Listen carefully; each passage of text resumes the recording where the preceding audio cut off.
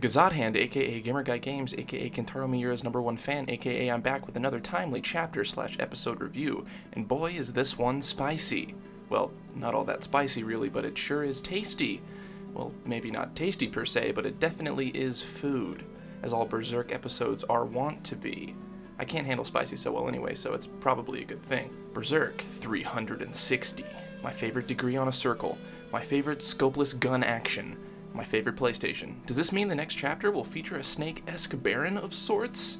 Only time will tell. But for now, all we patient Berserk tards are treated to is the much-awaited reappearance of everyone's favorite egghead, SK. But before we get to that, let us recap. Last episode, Guts frigged the fuck up by, well, existing near Casca. Guts, moron. You're just a bad dog. Casca screamed and Guts wept, as did we, all left wondering. Has she reverted back unto her undercooked, potato-fied ways? We just got this hot, crisp, sexy, properly cooked and seasoned yellow woman back, and well, I wasn't ready to lose it all again. But boy did Miura leave us hanging.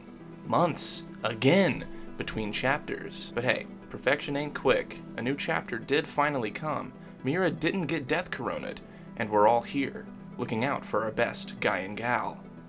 And guess what? She's still ready to rumble. Except, well, she's having a teensy bit of a hard time readjusting.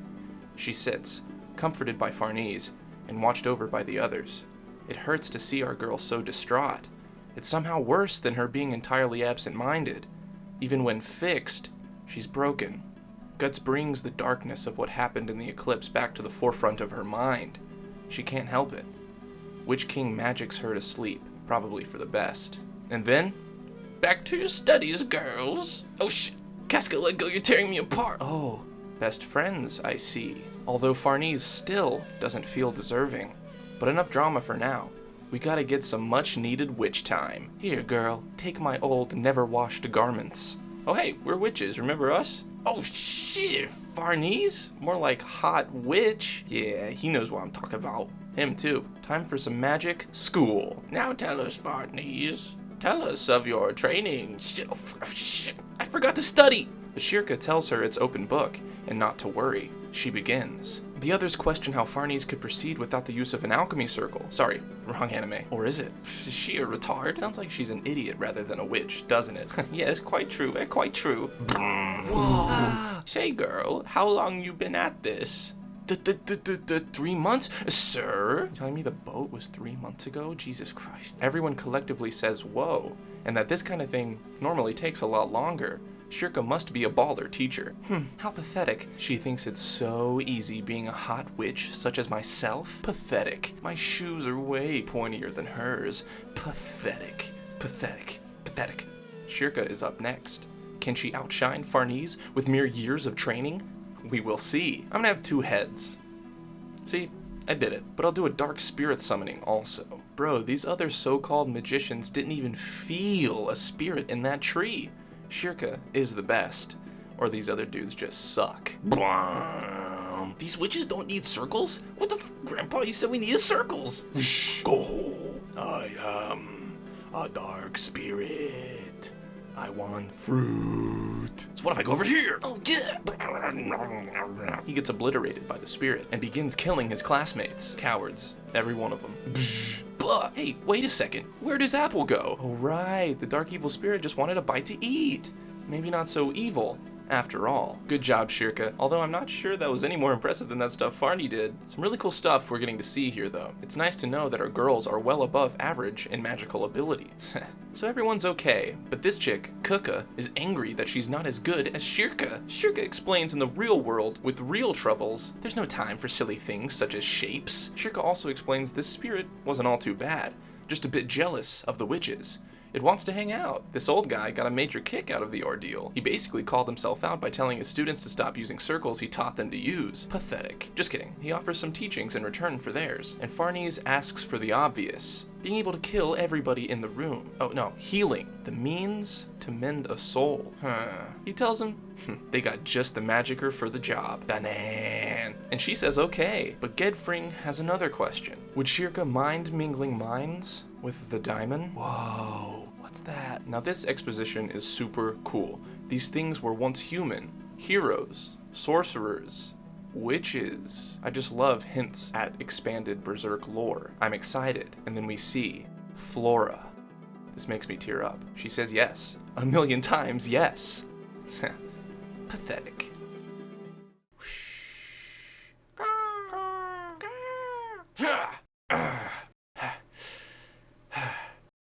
We cut to Guts, swinging his sword in frustration and calming, as he has always done. It's okay, man. It'll all be okay. Clop, clop. That's the sound a horse makes, which means Skull Knight rears his skull once more and tells Guts that he's reached his destination. I love this scene. I'm so comforted by the presence of these two together. Like they could defeat a god if need be. Oh, sorry, these three together. Skull Knight reiterates this journey's end may not be a happy one. So, wow. Next episode, whenever that may be, we'll hopefully have SK dump a lot of knowledge our way. It's been since the world changed that we've seen him. I'm under the impression that he's come specifically for Guts, rather than the known visits he periodically makes to Elfheim, and based on his comment there, it may bode very poorly. He may be there to give an apology of sorts. He did cause the blast of the astral world, after all. I wonder how Guts would react to learning such a thing. At this point, though, I doubt he cares about anything other than Casca and her recovery. And about her recovery, will she be able to end these visions on her own? Will more magic need to be involved? I don't see Casca learning any sort of magic, but I do see Shirk and Farnese helping her psyche recover further in little installments in the future. They might go in every so often to clear out some bad juju. It's just a thought. Back to lesser story importance, what's up with Serpico here lately? He's just always in the background, being unsure of how he feels about Farnese pursuing the magical side of things. Maybe that's the point. His character wouldn't really be in anyone's face about anything other than Farnese's safety. And if that becomes jeopardized, I'm sure he'd rear his sly face. I miss his absolute personality toward protecting Farnese. I want to see him be a badass again like he was back in Enoch, or in his fights with Guts. Isidro's also entirely MIA this episode, but again, what would he be doing? Maybe he's following Guts. Maybe he's about to officially meet the Skull Knight. That would be cool to see, since Isidro is to Guts what Guts is to SK, in a way. Not exactly a parallel, more like grandfather meets grandson. Well, we're currently left with a lot of questions, as we pretty much always are, but that doesn't need to be a bad thing. I'm excited for Casca to recover, and if that means to leave Guts, so be it. I'm excited for Guts to accept his fate with Casca, whatever that may be. I'm excited for Skull Knight to flop some more lore on us, and honestly, I'm excited for Farnese and Shirka to grow as characters. Isidro and Serpico too, but that doesn't seem like a priority as of late. I'm almost most excited for Flora to come back and be able to chat with Shirka and hopefully even SK again. I'm in the mood for some feel-good tears rather than gut-wrenching ones. Anyway, that's about all. Let me know what you Berserkos are looking forward to. Stay safe out there, and may the God hand bless you. Achoo.